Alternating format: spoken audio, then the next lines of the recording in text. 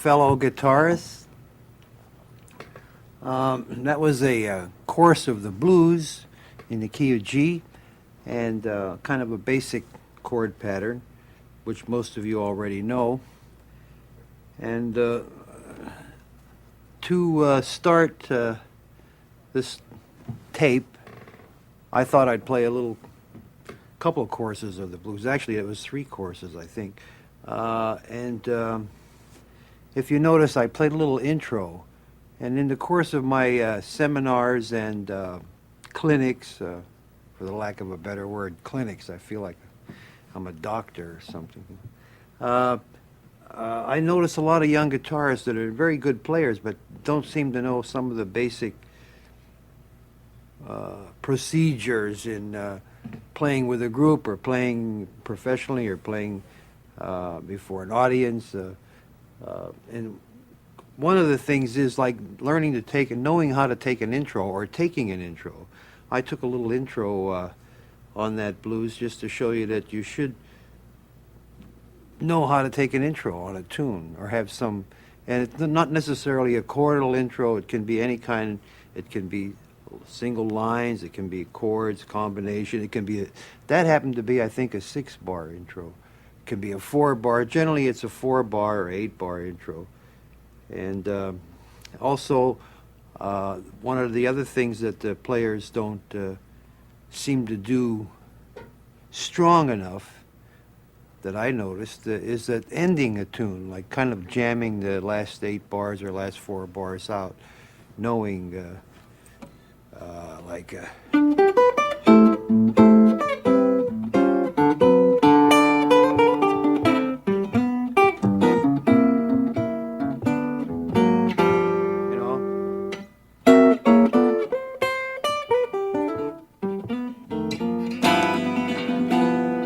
kind of knowing how to end a tune. It's quite important. It kind of shows where you're at in your playing or career or whatever. Now that was a basic blues pattern in the key of G. Key of G is a good key for the guitar. And while I'm at it, a couple other things. If you're a solo guitar player, keep out of the key of E and A and D. Play a couple tunes or 1 or 2 tunes in those keys, but do not play more than 1 or 2 tunes together in the key of E, A, and D, because my theory is that you start getting the drone sound of the E and A and D, and it doesn't matter what you play, how beautiful the chords are, and those chords can be very beautiful in the key of E and A and D because you have open strings, but you'll put an audience to sleep, and yourself too. So always try to play, if you play in the key of A, play maybe the next piece in the key of C or E flat or B flat, even though we all know that those are the prettiest sounding keys on the guitar. That was just an aside, had nothing to do with the blues.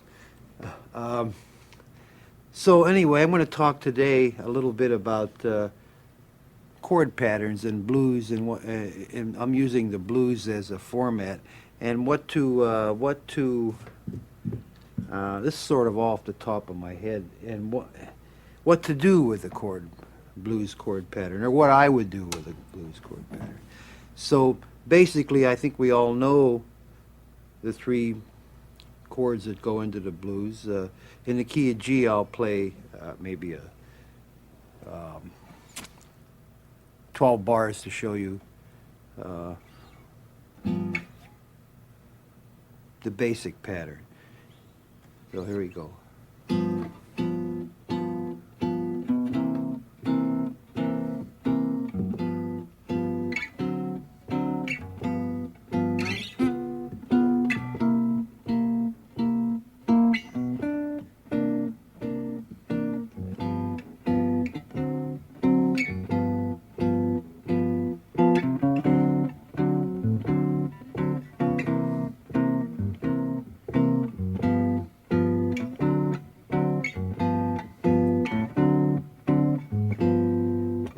Like that.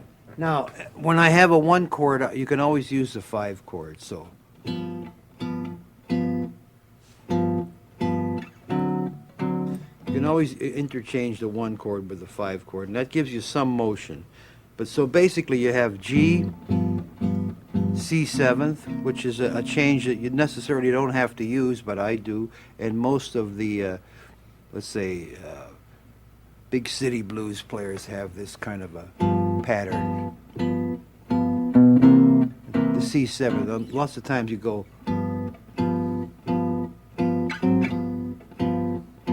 There's no change involved there except just a half step. You can always move a half step into your chord.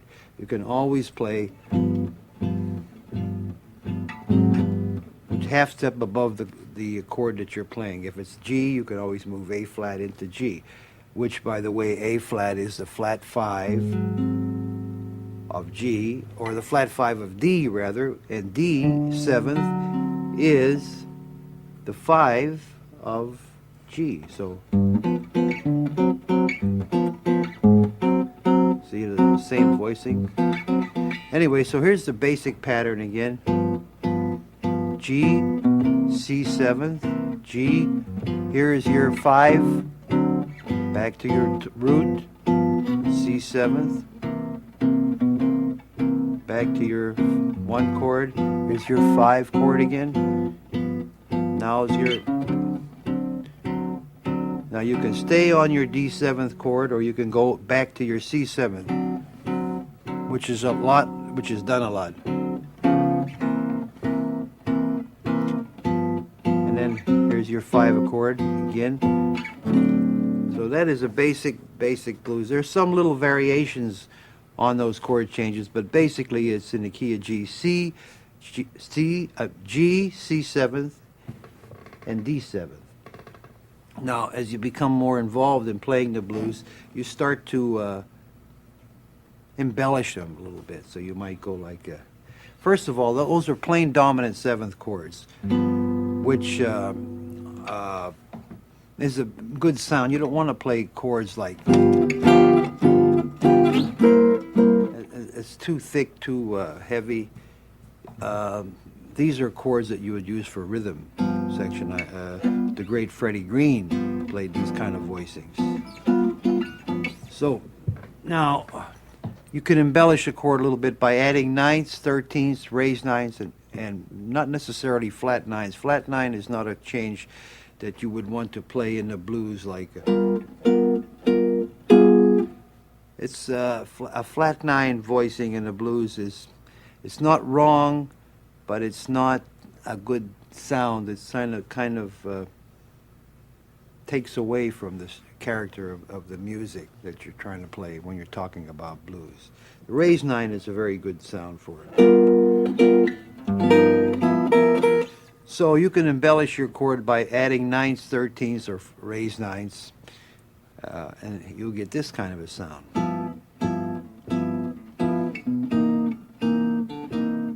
That's G7, D7, G7, C7, G9. This is C7 raised 9, G7, D7 raised 9.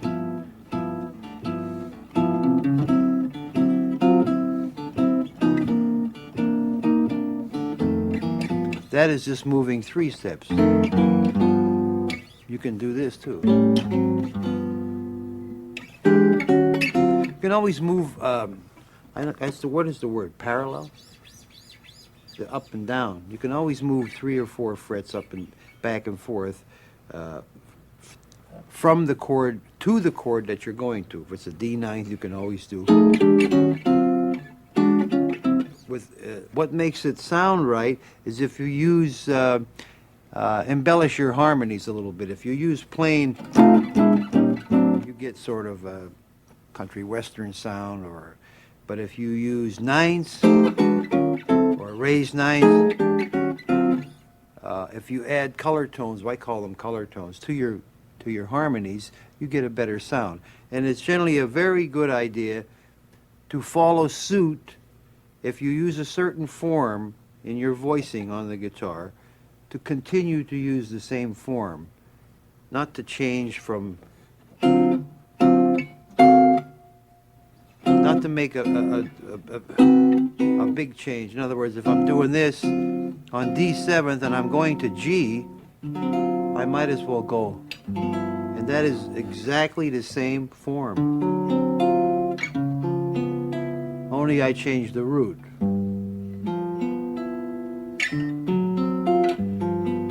It's like voice leading, and it's like writing for, arranging for saxophones and things like that.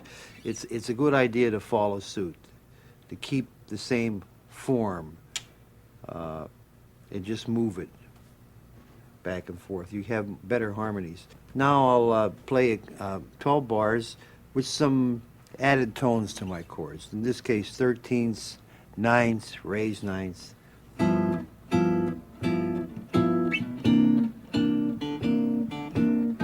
Here's my D7th, which is the 5. That's my G7th, which is also a raised 9, which is could be D flat, which is moving a half step. C7.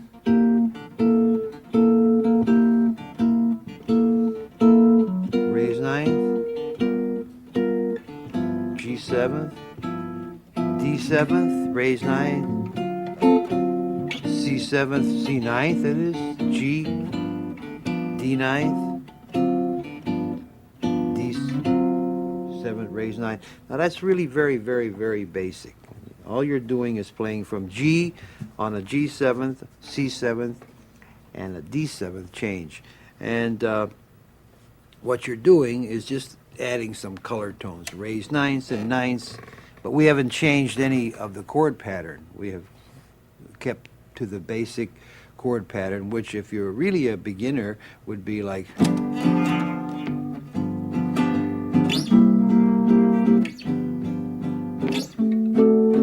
what you're playing. So now we have to take that to a higher plateau. I like that word, plateau. Let's see. So now, we already did that. We added some color tones, I call them, added 9ths and 13ths. So now I'm going to change the pattern a little bit. Same pattern, G, and then before I go to the C9th, I will play D flat 9th, which you can always play a half step into the chord, which is also the flat 9 of G.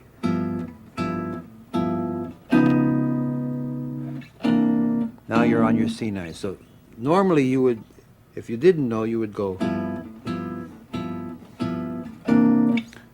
So now in order to add some harmony to it, and by the way, when you add other harmonies, other chord changes, that enables you to play your lines also, which extend the harmonies in your single note playing too.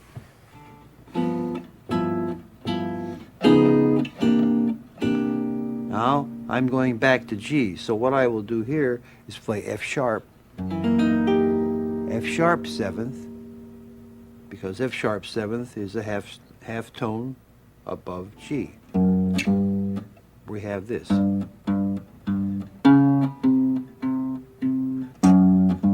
That's normal.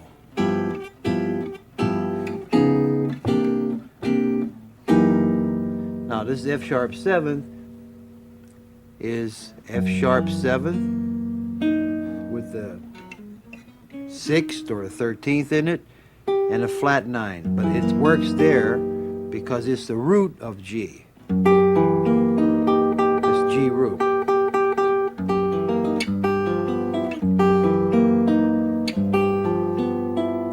And if you look at my hand, you can see that I'm playing the same 3 notes.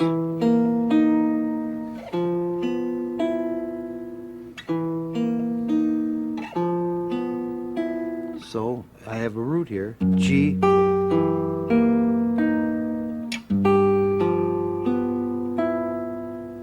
So you see, on the guitar, a lot of playing is with forms and continuity, kind of keeping everything in the same place, in the same... it's not as mysterious as it may appear if you don't associate it with a form or a pattern And as I said in my last tape, everything I play from is a bar form, bar. So I'm always connected with a bar. In this case, F sharp 7th is bar here. And it's the bar form of the E form of F sharp, but that's another subject. So we go back to the top again. D flat, going to C7. D flat is a kind of a D flat 9th or a 13th. Has to be a dominant sound.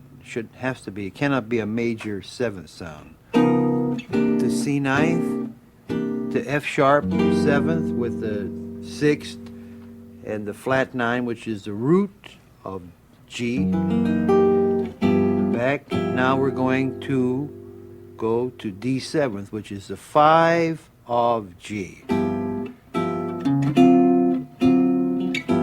Now once again we're going to C 9, so we play a D flat because you can always move. You can always do that. Sometimes you can change the root. Instead of having a D flat root, you have a G root. D flat is the flat 5 of G, so they can work. What you have is this. These are the same. Dominant. 7th, 3rd, and 7th. And here it once again is the. So you go. Now we're back on C9, back on C9. Now we can play a C sharp diminished before we go back to the G 7th. C sharp diminished. And if you put a root on the C sharp diminished, you have once again your G flat 7th chord without the 6th. So if you see these things all are the same. They're not mysterious, or they're not any kind of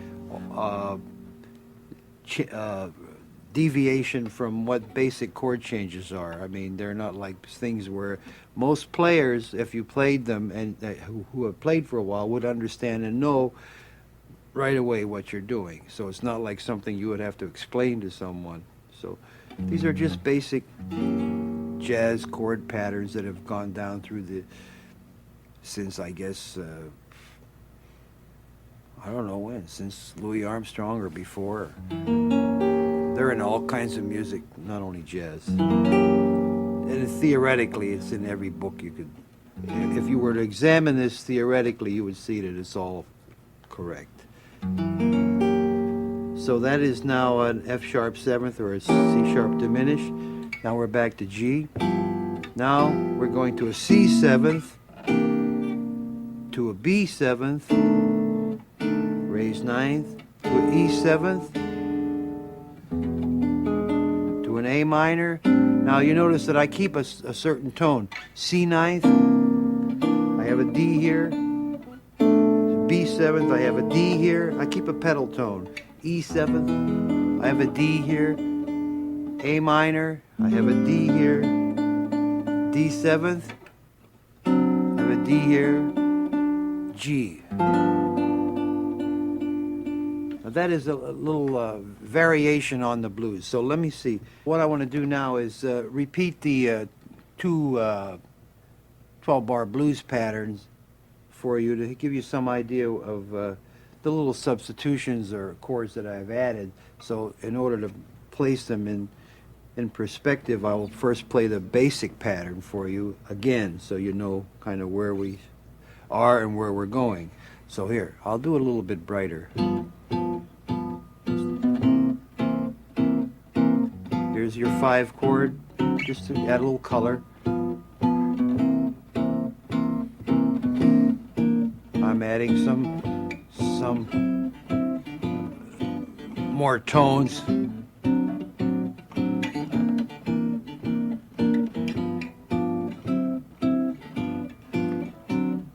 That's the 12 bars. Now I'm going to add kind of the more added substitute changes.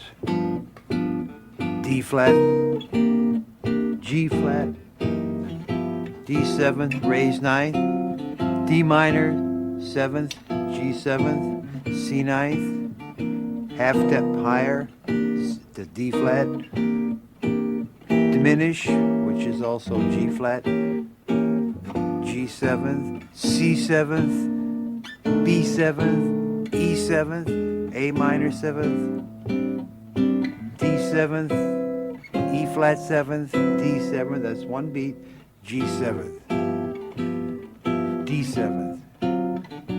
So that is your basic pattern. Now I will repeat that pattern again and just play some other changes, but basically the same chord, but just some other voicings, let's say. It's now this voicing, instead of playing a G, I'm playing a G 13th.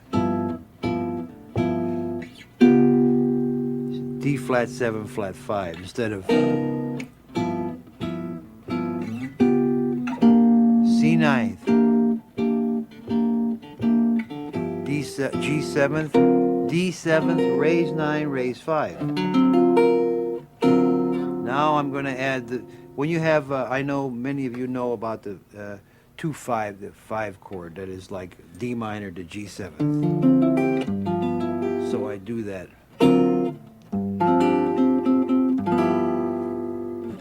D flat 9th, C 9th. You can move, I told you, 3 steps.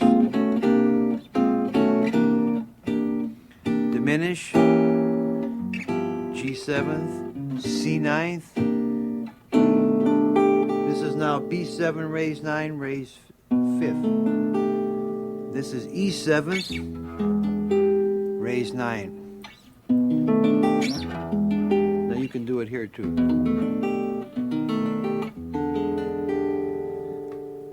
Then it's A minor,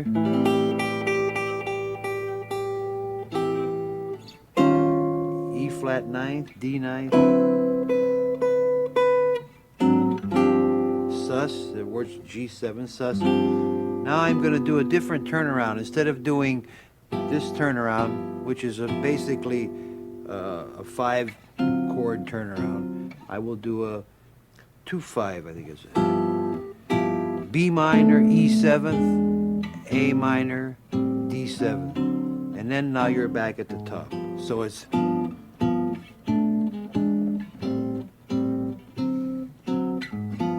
now you're back at the top. Now, let's see. How can I go to explain? Well, one thing you must do when you play chords, whether it's the blues or whatever the tune is, as I said before, you must keep some continuity in your voicing. You don't play changes that are not connected in some way, either with a pedal tone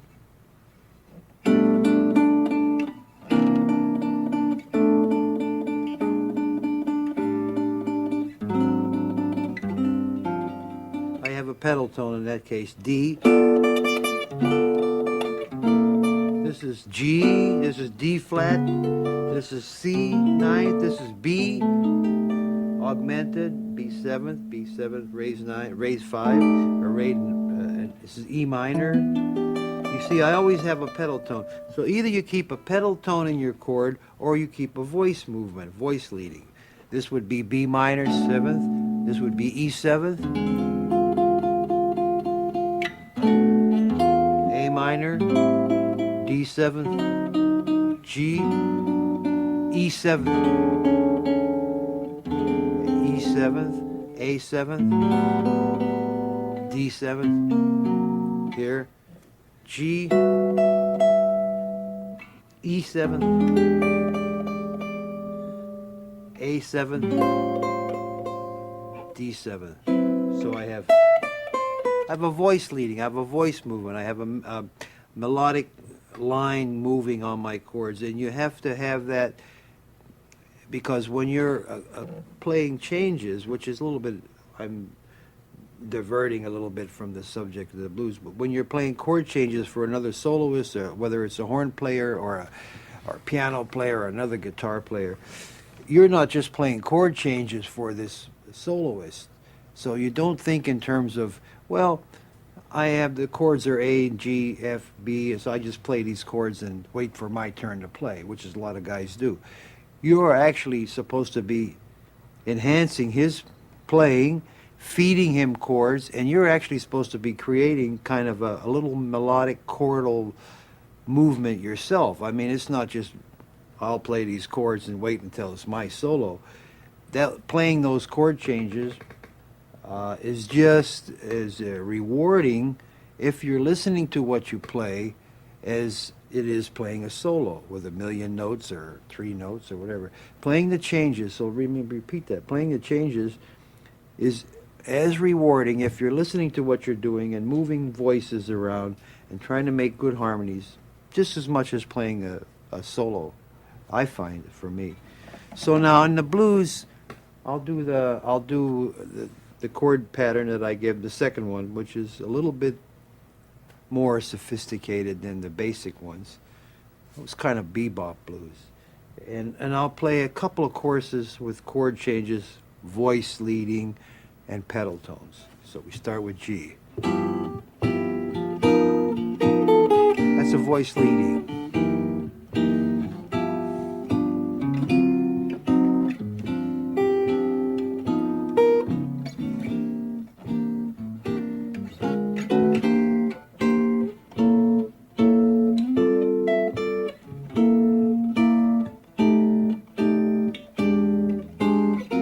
This is voice.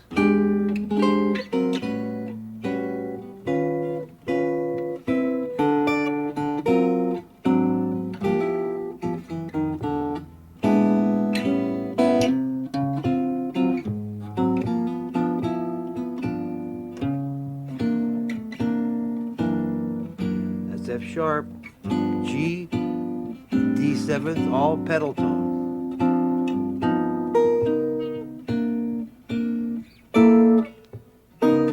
That's voice.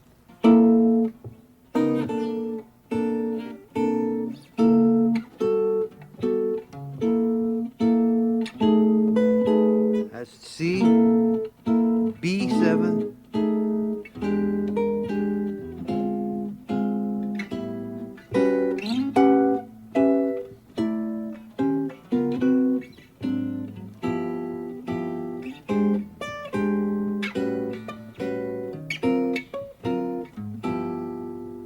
That's a little bit of voice leading, a little bit of pedal tone.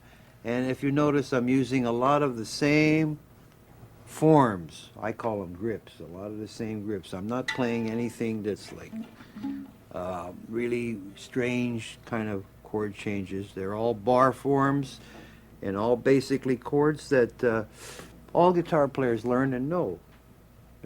See, this is everybody. Even if you play with a pick, you can play this chord.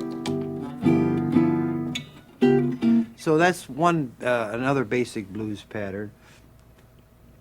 The substitutions are flat 5, D flat going into C, and the substitutions on the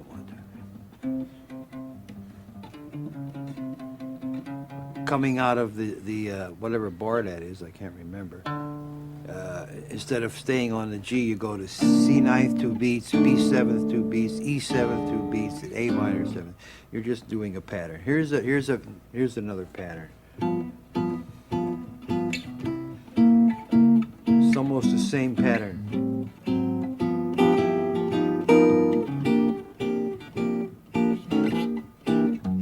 Here's substitution. That is my substitution is C, B, C7, B7, E7, A. Now, a lot of times in the blues, I substitute dominant 7s for minor 7s. A lot of guys play. That's the first 2 bars. I play C9 substitution in place of this. But this is a pattern, too. It's kind of a different, kind of more lightweight. I like mostly, I think blues are based around real strong dominant 7th sounds.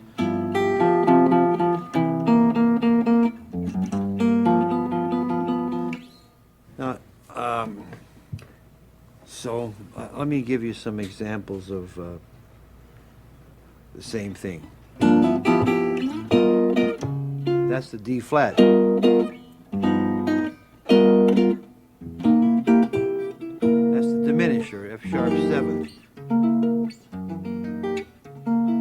diminished chord now, and if you made it a ninth, it would be F sharp 7th, 9th. But that doesn't sound good. So that's why it's important to make sure that when you play chords that there's common tones in the chords, one you're coming from and one you're going to.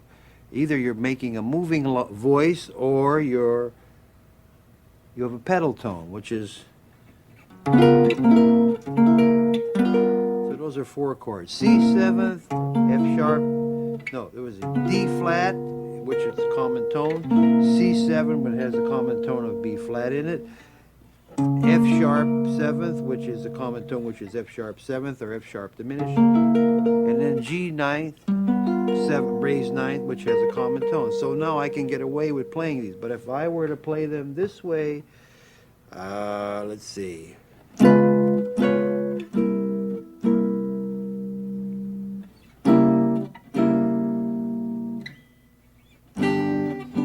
Those are the same chords, but they won't hang together, they won't sound right, they'll sound weird. So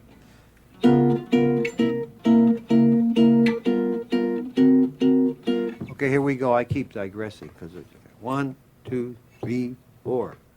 Always count 1, 2, 3, 4. I don't know why.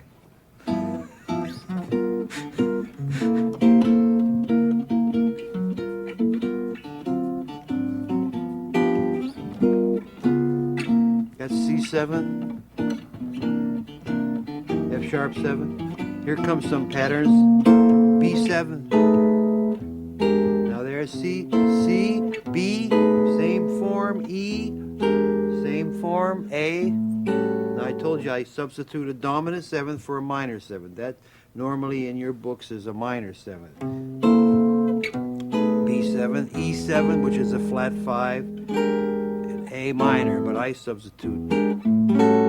So if you notice, I'm using the same form.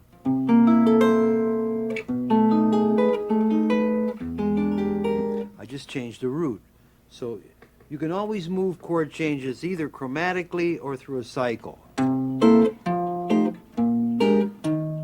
That's a 2-5. All dominants. Those are all dominants. Or you can move them chromatic. Now the key to that's a very simple concept. You can move chromatically or 2-5, and we all know that in books that's written. But the key to making it sound like you're doing something and it sounds good, and it is the voicing, the chord voicings that you use is the key. If I repeat, if you have a common tones in the chord or a moving line,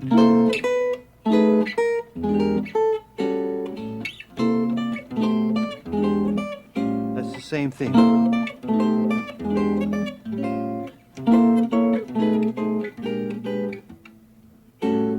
That's the same thing.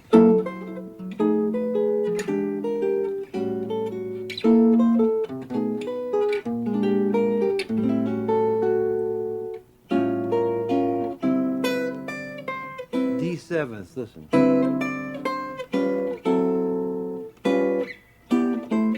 That's just adding, everything I play is from a bar. This bar here would be here. It's this bar, the G form of,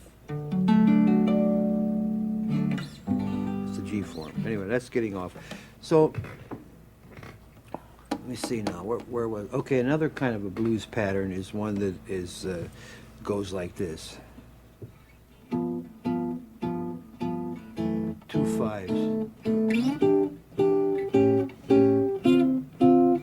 So it's G, F sharp 7th to B 7th, E minor to A 7th, D minor to G 7th, C major 7th, C minor 7th, B minor 7th to E 7th, B flat minor to E flat 7th, A minor 7th, D 7th, G. There's your turnaround is E, A, D. Now remember, I'm talking mostly about dominant 7th chords.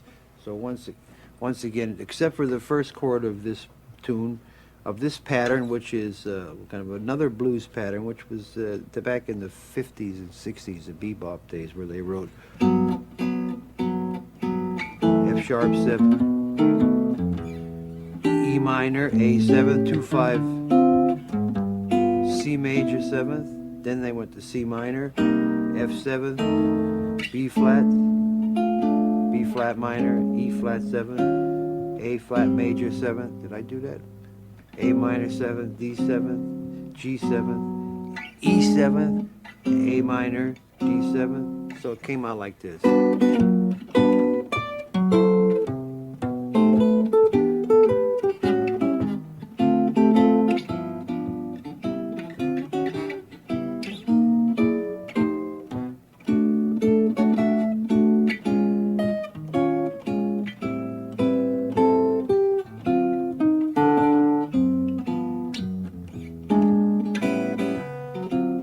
I think I did two different ones. I did this, F sharp to B7, E minor to A7, D minor to G7, C major, C minor 7th to F7, B minor to E7, B flat minor to E flat 7th, A minor to D7th, A minor to D7th to G to G. That's the first one I did. Then I did something a little different.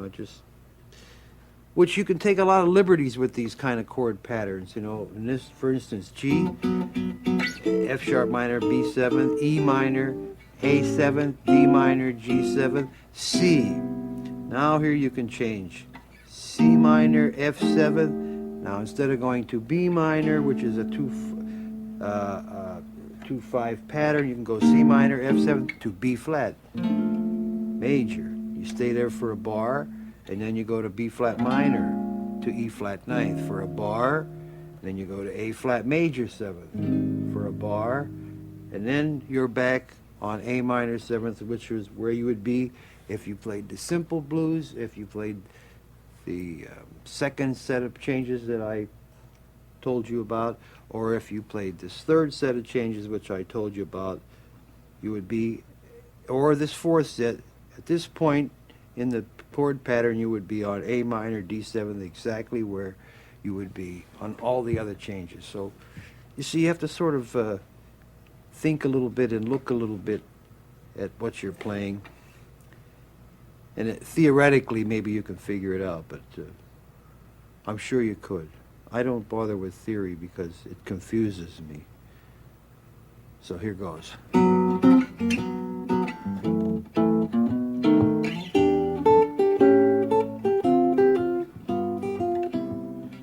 First set.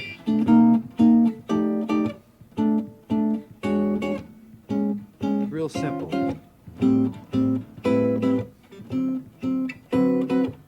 Turn around. Second set.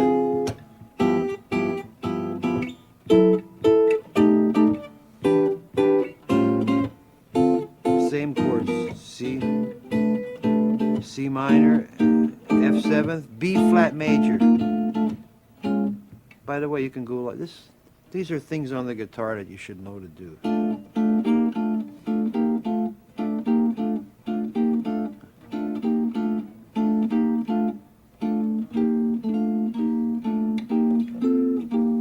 Easy things. Never play anything that's hard. If it's hard, don't play it. The object of playing the guitar and making music, I think, is to be able to have motion and freedom and play what you hear and what you feel and have some kind of flow and movement, and not to show that, wow, I can do this real hard chord here, and then once you do that, you can't do anything else for you know, a minute or two because you're so busy trying to play that. So it's easy to, there are a lot of things on the guitar that are easy. For instance, a lot of playing comes from the form that you use. And if you watch guitar players like any of them, George Benson, Pat Metheny, Larry Coryell, George Van Epps, Arlen Roth, if you watch all these different kinds of guitar players, you'll see that they're all using very much basically the same forms. There are certain forms on the guitar that sound good, that have a good intervals between them. They have a good sound. They have a good. They're easy to play, and you can get the most out of them. And some of them are, most of them are bar forms, nines, these kind of chords. Very few guys play. Though there is a whole theory of playing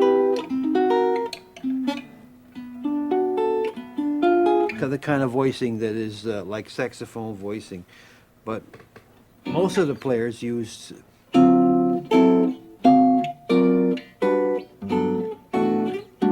bar forms, chords that are really basic and not hard to grip or play, and they have a lot of freedom in their playing. So a lot of lines come out of those forms. For instance, if I have this chord, this is a real basic ninth chord, and I know it can be called E7, I know it can be called G7, I know it can be called something else, I forgot, there's 4 names to it, and I know if you change the root,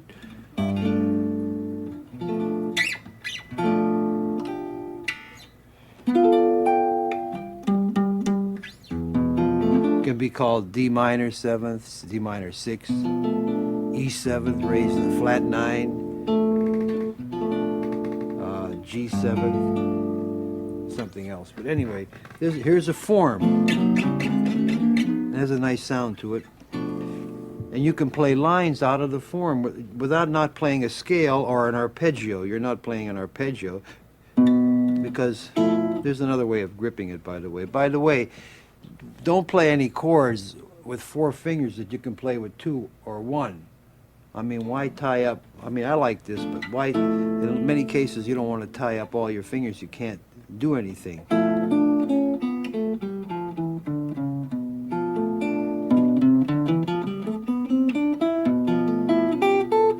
Everything is under your finger.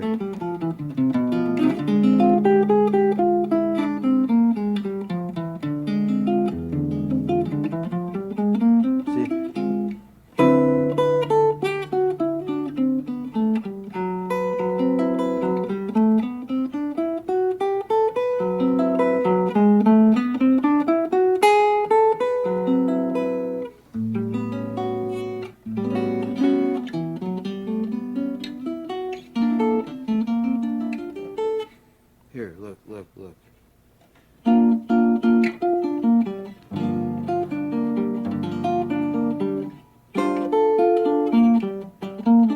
This happens to be an arpeggio, but I don't think in terms of arpeggios a lot. I play few of them because they fall under my fingers pretty good. But I think in terms of scale lines.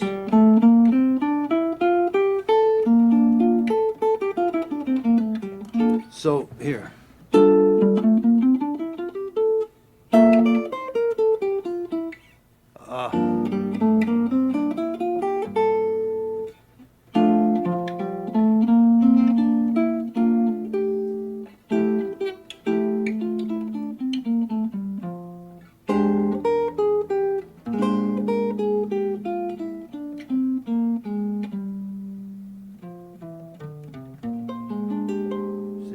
So you can get a lot out of the form that you're using, a lot of the lines and a lot of the nice sounding lines, by the way, too, without playing just arpeggios or playing a scale. I know scales, when you play from root to root, they become scales and they're boring. So in a lot of cases, I take a note like, I don't know if I put this on the last tape or not, but I take a note like that on the 1st or 2nd string, and I put a chord to that note. In this case, I'm putting C, major 7th, and I play from the root to that note. And this sounds like not a scale, but a kind of a line. Then I take another chord with the same note on top, in this case, F major 7th. And then I play the scale from the root to the note. Then I put another chord, maybe a B flat 7th, 13th on it. Same note. I play from the root to the chord, to the note.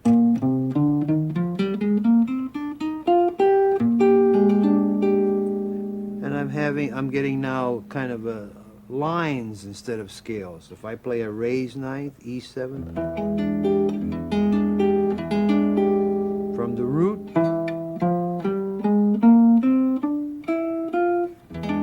and you have that sound. And you can go on forever, all kinds of chords, changing the note.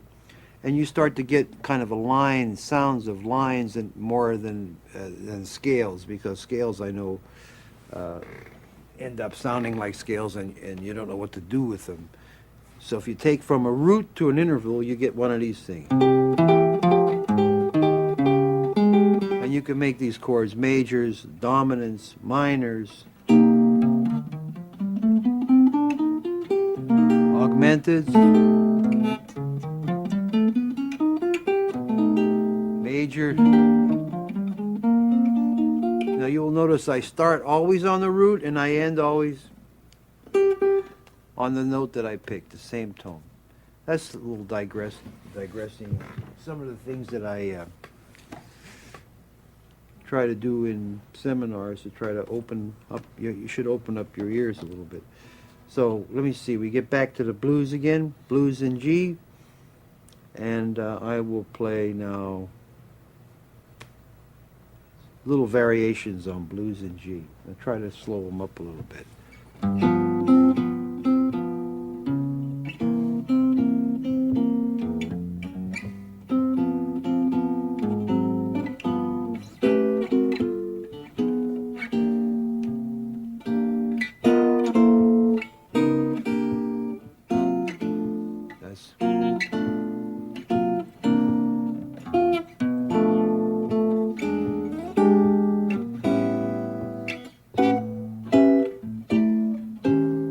Half step above D7. All diminished chords can be used as dominant seventh chords, and this in this case is a D7 flat 9, which I earlier said don't use a flat 9 in the blues, but I do, so I guess you can. It's just you have to watch where you use it. Don't use it in the blues in conjunction with a raised 9, so you don't want to have this sound. In other words, that. It's not against the rules, it's correct, but it just doesn't sound right. Once again.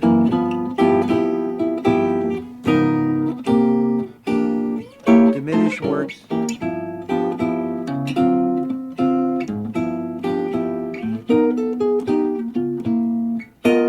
Half tone higher, half tone below.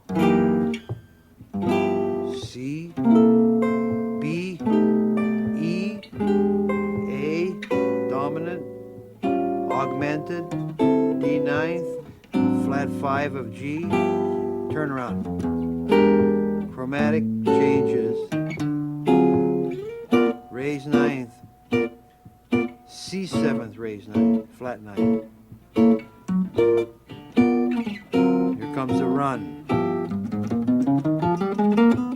That is this. That is the in-between change in between G7th and C7th.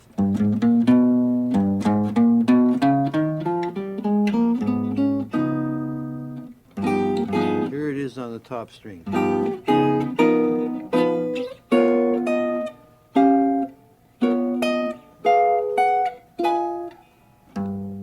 Here it is on the next string.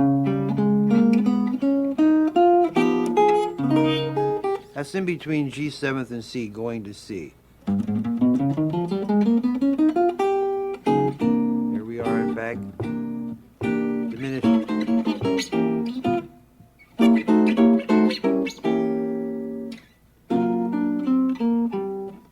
That's your 5 chord. D7th, that's this chord.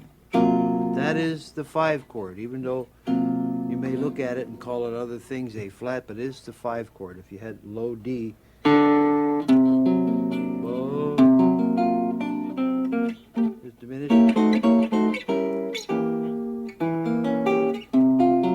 That's this chord.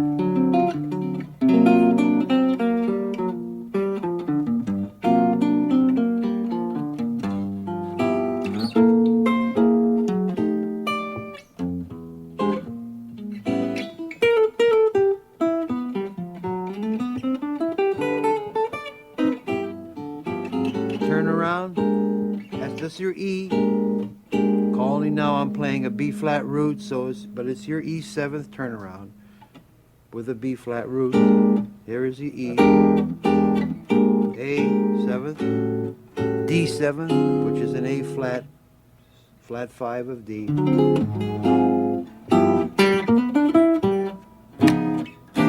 Keep hitting this button.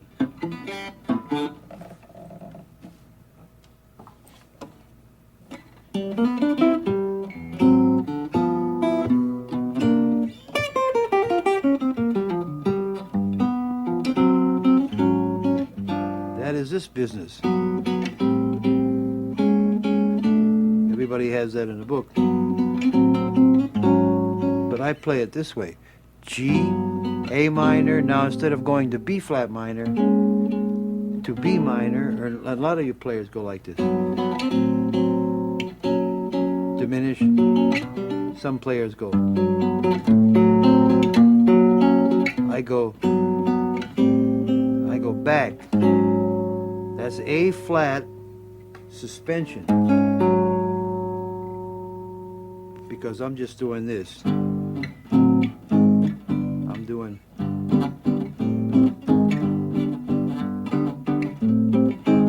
So, but I'm voicing it. That's the A minor.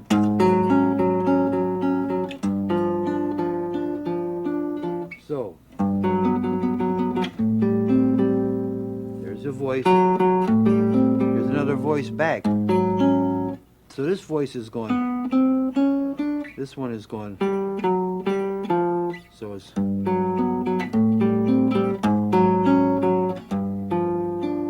And that is simply G, A minor, A flat, G7, which is derived from this business, which is kind of like some of the chord voicings that are used in early guitar books. Okay, let's start again. The blues in G.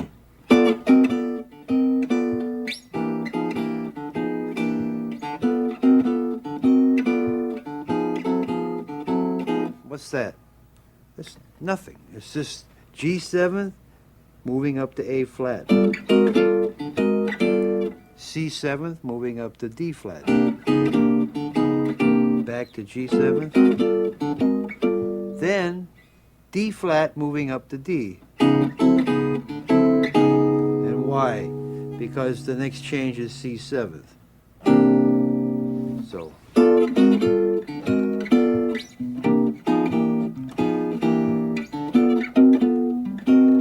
D flat.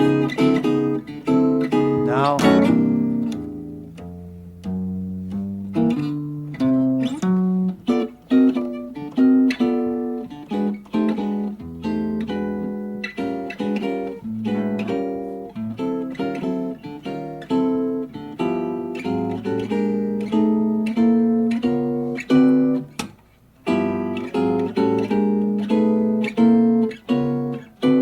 Back at the beginning.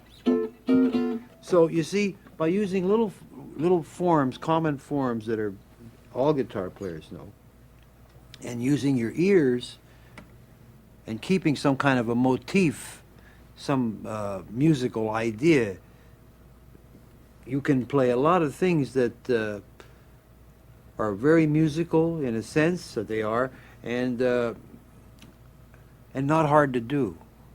And the choice of making voicings and lines and that is infinite. That can go on forever. The better your ears are, the more you begin to hear the little things you can do. You don't have to do anything that's really difficult or really complicated. So I will play a little piece for you on the blues and then get my playing.